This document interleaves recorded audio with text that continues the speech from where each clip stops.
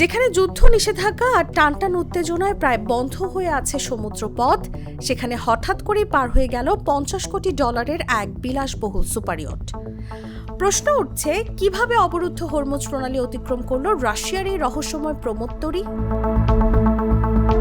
যুক্তরাষ্ট্রের নিষেধাজ্ঞার আওতায় থাকা রুশ ধনকুবের অ্যালেক্সি মর্ডাশভের সঙ্গে সংশ্লিষ্ট একটি বিশাল সুপারইয়ট নর্থ হরমুজ প্রণালী পার হয়েছে। এমন খবর সামনে আসার পর শুরু হয়েছে নতুন আলোচনা। 142 মিটার দীর্ঘ এই বিলাসবহুল প্রমোত্তরীটির মূল্য $50 কোটি বেশি।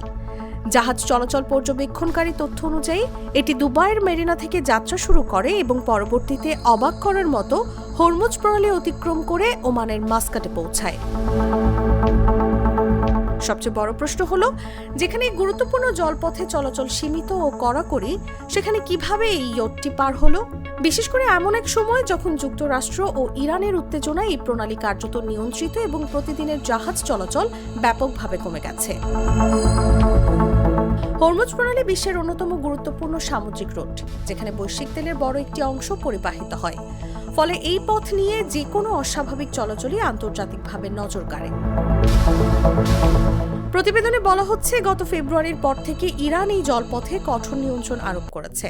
ফলে সাধারণ সময়ের তুলনায় জাহাজ চলাচল অনেক কমে গেছে। এই প্রমোত্তরীর মালিকানা নিয়েও রয়েছে ধোঁয়াশা।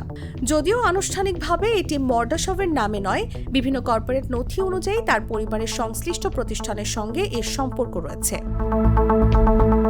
মর্ডাশভ নিজে রাশিয়ার অন্যতম প্রভাবশালী শিল্পপতি। ইউক্রেন যুদ্ধের পর যুক্তরাষ্ট্র ও ইউরোপীয় ইউনিয়নের নিষেধাজ্ঞার তালিকায় তার নামও রয়েছে। এদিকে নর্ড শুধু একটি প্রমোত্তরী নয়, এর ভেতরে রয়েছে 20টি বিলাসবহুল কক্ষ, সুইমিং পুল, হেলিপ্যাড এবং এমনকি একটি ছোট সাবমেরিনও।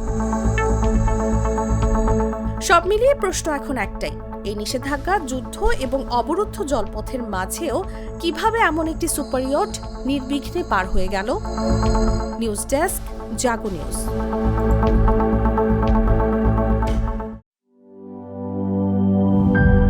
গ্লিটারের টুইন লেমন ও অ্যান্টিব্যাকটেরিয়াল ফর্মুলা বাসনকে চকচকে জীবাণুমুক্ত করে আমাদের দেয় গ্লিটার গ্যারান্টি।